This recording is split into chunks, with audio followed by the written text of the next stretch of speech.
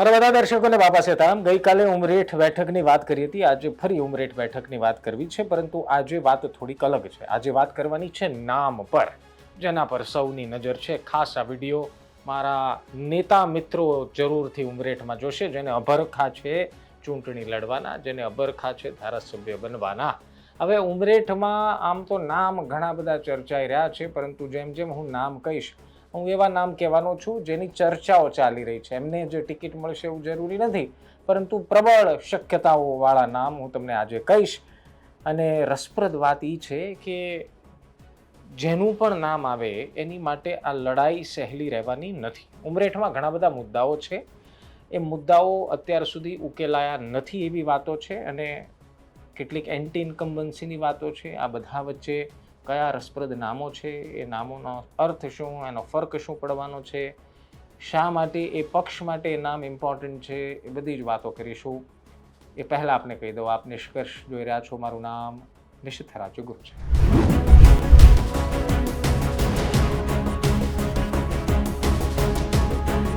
તો સૌથી પહેલાં ભારતીય જનતા પાર્ટી, કોંગ્રેસ, આમ આદમી પાર્ટી અને એનસીપી અને અપક્ષ, આમ 5 ફ્રન્ટ પર કદાચ ઉમરેઠમાં રાજકીય લડાઈ થશે પેટા ચૂંટણીમાં, એવી વાતો ચાલે છે. હવે એનસીપીમાંથી જયંત બોસ્કી નથી લડવાના, એ વાત લગભગ કન્ફર્મ મનાઈ રહી છે. સૂત્રો એવું કહી રહ્યા છે કે જયંત બોસ્કી લડવાના છે એ કન્ફર્મ છે, પરંતુ એનસીપીમાંથી નથી લડવાના. હવે સવાલ એ છે કે લડવાના શેમાંથી છે.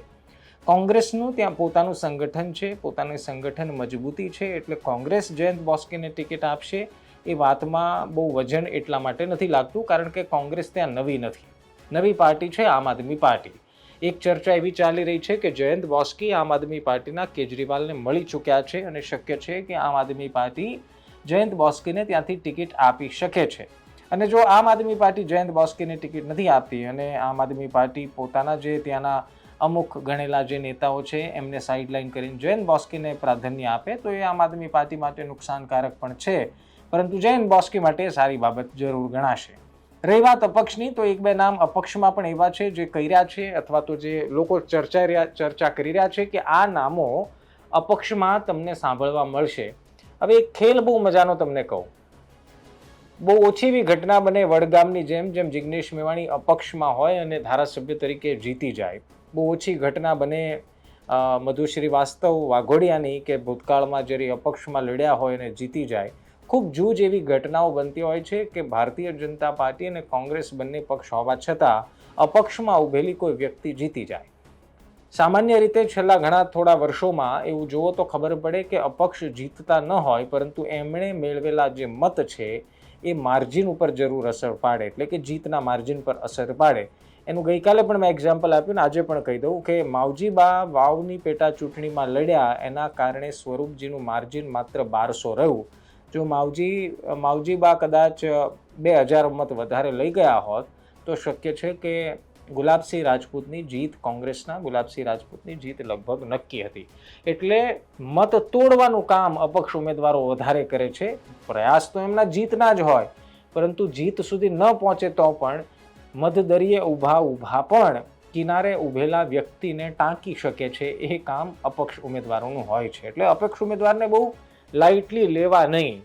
ભૂતકાળમાં ઘણા બધા એવા કિસ્સાઓ છે કે જેમાં અપક્ષ ઉમેદવારના કારણે કોંગ્રેસના ઉમેદવાર બહુ આસાનીથી હારી ચૂક્યા છે. એટલે કે અપક્ષ ઉમેદવારો હંમેશા ભારતીય જનતા પાર્ટીને મદદ કરતું હોય છે, એવા આરોપ લાગતા રહ્યા છે. એવું ગણિત મંડાતું રહ્યું છે. હવે તમને એક એક કરીને નામ કહું તો સૌથી પહેલા વાત કરી લઈએ ભારતીય જનતા પાર્ટીની. ગઈકાલે પણ મેં કીધું હતું અને હું આજે પણ કહું છું કે હર્ષદ ગોવિંદભાઈ પરમાર, જે સ્વર્ગસ્થ ધારાસભ્ય છે ગોવિંદભાઈ પરમાર, એમના પુત્ર છે. મનાઈ રહ્યું છે કે હર્ષદ પરમાર જ ભારતીય જનતા પાર્ટીના ઉમેદવાર બનશે, એવી ચર્ચાઓ ચાલી રહી છે. હવે એની પાછળના એક બે કારણ લોકો એવા આપી રહ્યા છે કે 2022માં જ્યારે ગોવિંદ પરમારને ટિકિટ મળી ત્યારે પક્ષ સાથે જે કંઈ પણ વાતચીત થઈ અથવા તો જે કંઈ પણ નક્કી થયું એ વાતને પૂર્ણ કરવામાં હજી 1.5 વર્ષનો સમય બાકી છે, ને એટલા માટે કદાચ ભારતીય જનતા પાર્ટી એમના દીકરાને તક આપીને 1.5 વર્ષ માટે, કેમ કે 2027માં વિધાનસભા છે, એટલે 1.5 વર્ષ માટે ફરી એમને ટિકિટ આપી ધારાસભ્ય બનાવવા ઈચ્છે. ભારતીય જનતા પાર્ટીમાં એક હર્ષદ પરમારનું નામ એકલું નથી, એની સિવાય 2-3 નામો એવા પણ છે જે પૂર્વ જિલ્લા પંચાયતના સદસ્ય છે.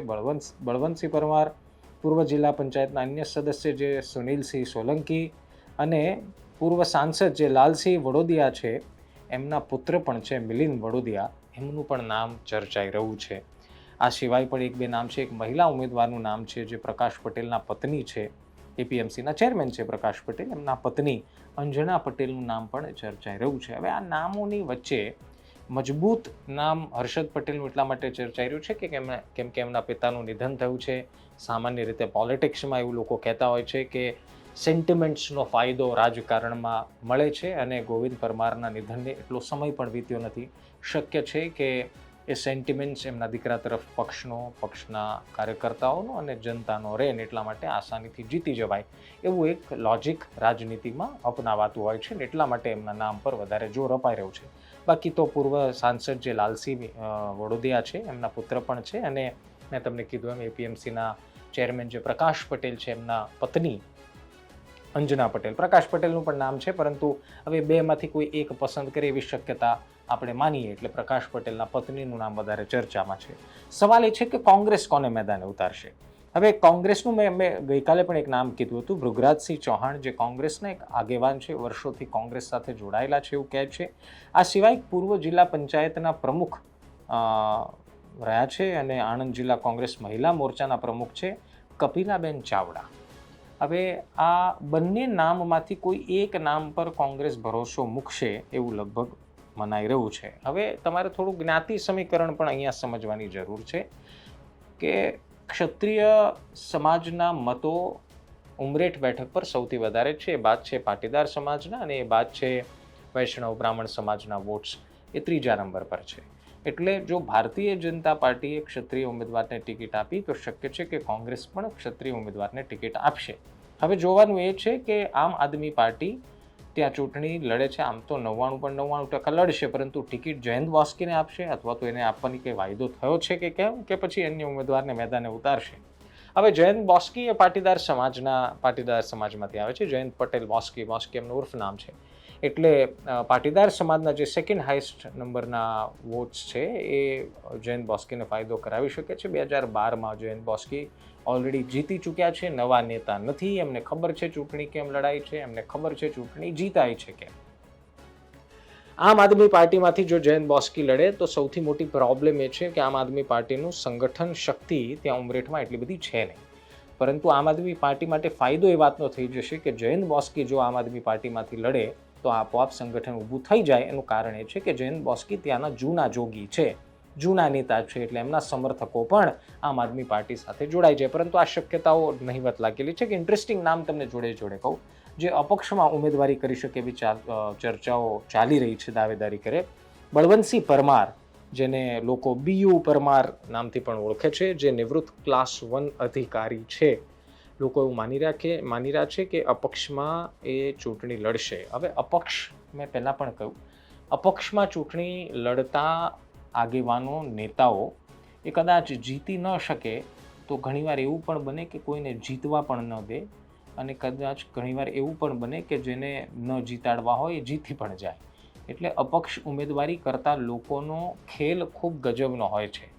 એટલે આપ કેલ્ક્યુલેટ કરો. અને બીજું એક ઇન્ટરેસ્ટિંગ પાર્ટ વચ્ચે એડ કરી દઉં. ગઈ વખતે ગોવિંદ પરમારની જીતનું માર્જિન લગભગ 26-27 હજાર હતું અને હવે અપડેટ એ છે કે એસઆઈઆરની કામગીરી બાદ ઉમરેઠમાંથી 45,000 વોટ્સ કમી થઈ ગયા છે, 45,000 નામ કમી થઈ ગયા છે.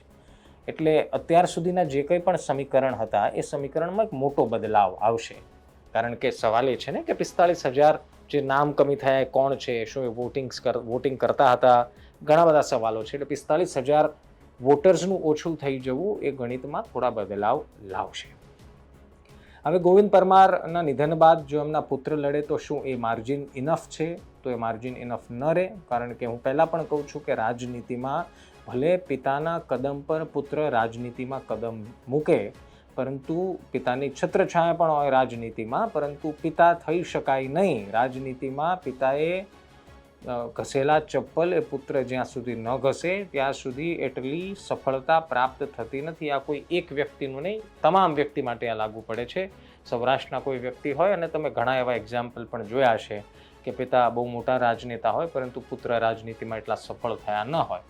ખૂબ જૂજ એવી ઘટનાઓ છે કે જેમાં પિતાના કદમ પર પુત્ર પણ એ જ સફળતાના માર્ગે આગળ વધે. ખેર, આમ આદમી પાર્ટી અને અપક્ષ ઉમેદવારી ઉપર બધો દારોમદાર છે. કોંગ્રેસ, ભારતીય જનતા પાર્ટી ત્યાંના જૂના જોગીઓ છે, લડે છે. હવે જોવાનું રહ્યું કે કોની ઉપર પસંદગીનો કળશ ઢોળાય છે, પરંતુ ઉમરેઠની તમામ રાજકીય ગતિવિધિઓ ધીરે ધીરે ઇનસાઇડ સ્ટોરી પણ આપીશું. હવે જેમ જેમ માહોલ ઉમરેઠનો બની રહ્યો છે, લોકોની વચ્ચે પણ જઈશું, ઉમરેઠમાં પણ જઈશું, સમસ્યાઓ પણ જાણીશું અને સારા નેતા કેવી રીતે પસંદ કરે છે એની પણ અપડેટ આપીશું. તમારું શું માનવું છે કમેન્ટ જરૂર કરજો. કાલે મળીએ, ત્યાં સુધી ધ્યાન રાખો, મજા કરો. બાપા સીતારામ.